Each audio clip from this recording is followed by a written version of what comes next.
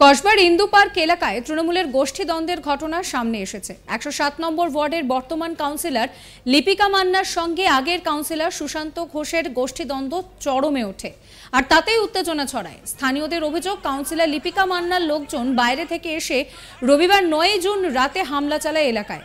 বোমাবাজি ও শূন্যে গুলি ছুড়ে পালিয়ে যায় এলাকা থেকে। ঘটনাস্থলে মিলেছে খালি কার্তুজ। পুলিশ উদ্ধার করেছে খালি কার্তুজের খোল।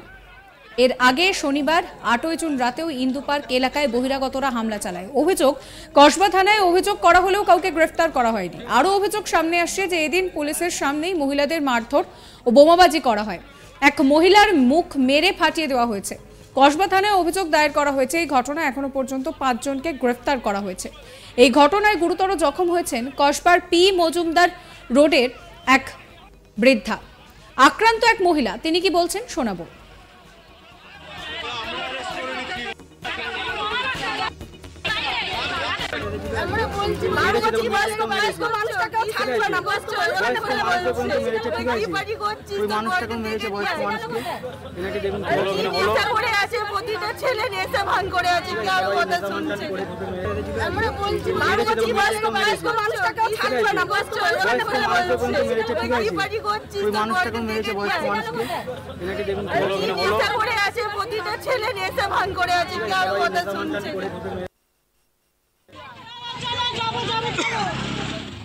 এই নিয়ে আমার কলিগ রাজেশ সাহার একটি রিপোর্ট দেখাবো।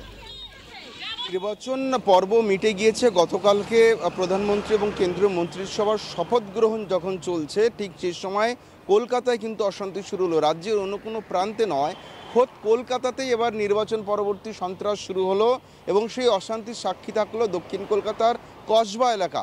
ঘটনাটি ঘটেছে কসবা থানা এলাকার রাজডাঙ্গা যে রয়েছে, সেই রাজডাঙ্গার ইন্দু পার্কে। যেটা পুলিশ সূত্রে খবর, গতকালকে রাত 10:45 নাগাদ 20 থেকে 30 জন দুষ্কৃতী ইন্দু পার্কে, কসবা রাজডাঙ্গার ইন্দু পার্কে তারা জমায়েত করে। সেখানে জমায়েত হয়ে সেখানে তারা আগ্নেয়াস্ত্র হাতে জমায়েত করেছিল বলে পুলিশ সূত্রে জানা যাচ্ছে এবং সেখানে 2-3 রাউন্ড গোলাগুলিও হয়। এবং যেটা জানা যাচ্ছে পুলিশ সূত্রে, রাত 10:45 নাগাদ কসবার ইন্দু পার্কে 20 থেকে 30 জন দুষ্কৃতী জমায়েত করে সেখানে হামলা চালায়, এলাকাবাসীদের আতঙ্কিত করার চেষ্টা করে, তাদেরকে টেরোরাইজ করার চেষ্টা করে বলে পুলিশ সূত্রে দাবি করা হচ্ছে।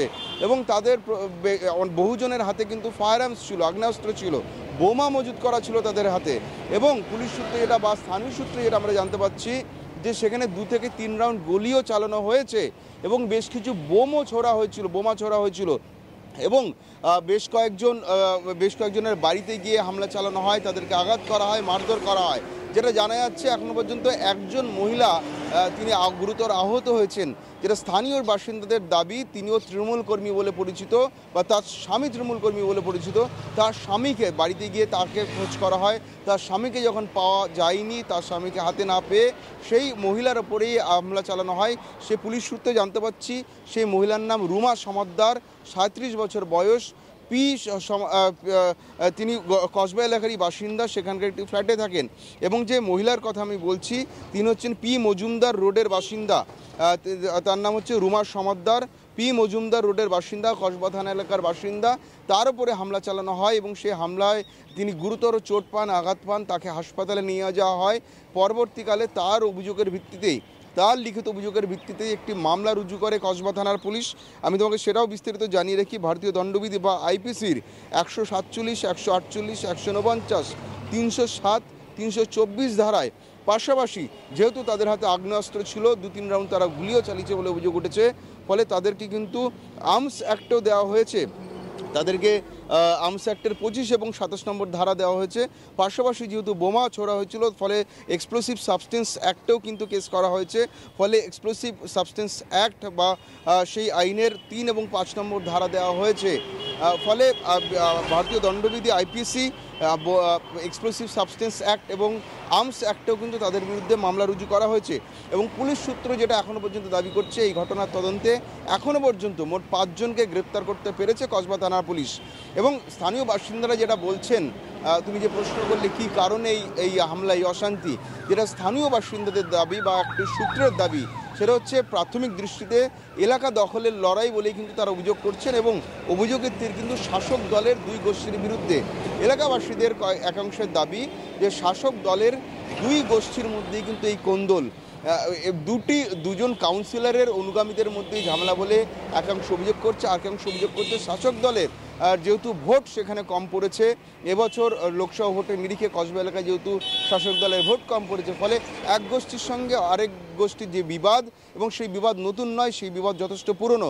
তুমি জানো কসবা এলাকাতে কিন্তু আজ থেকে নয়, বেশ কয়েক বছর ধরে, বহুদিন ধরে সেখানে কিন্তু এলাকা দখলের লড়াই, সেখানে দুষ্কৃতীদের দৌরাত্ম্য, সেখানে সমাজ বিরোধীদের আধিপত্য চলছে। একাধিকবার সেখানে হামলা, পাল্টা হামলার খবর আমরা দেখিয়েছি। এবারও দেখা যাচ্ছে নির্বাচন পরবর্তী সময় সেখানে হামলা, যদিও সেটা শাসক দলের গোষ্ঠীকন্দল বলেই কিন্তু দাবি করা হচ্ছে এলাকাবাসীদের তরফে। এবং সেই ঘটনায় এখনো পর্যন্ত 5 জনকে গ্রেপ্তার করেছে কসবা থানার পুলিশ। চাপা উত্তেজনা ছিলই, কারণ নির্বাচন পরবর্তী সময় থেকে কিন্তু কসবা এলাকা উত্তপ্ত হয়ে উঠেছিল এবং কসবা এলাকাতে এই দুষ্কৃতির দৌরাত্ম্য কিন্তু আজকে নতুন নয়। আমি যেমনটা তোমাকে বলছিলাম যে বেশ কয়েক বছর ধরে সেখানে দুষ্কৃতীদের দাপাদাপি কিন্তু বহুদিন ধরেই রয়েছে।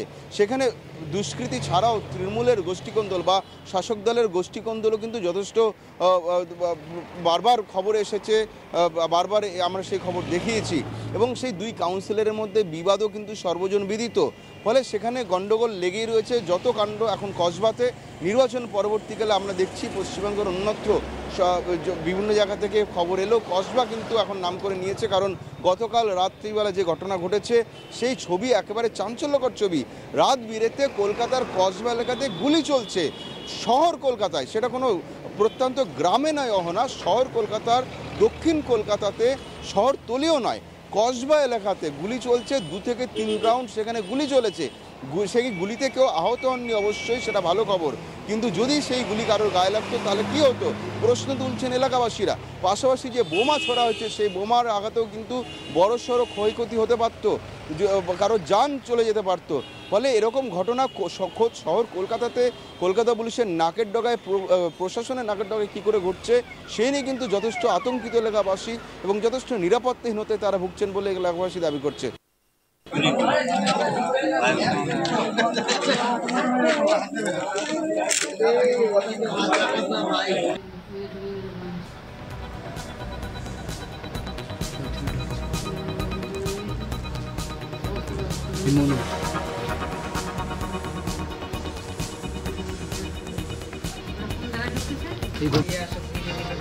হ্যাঁ ভুল রাষ্ট্রে ছিল।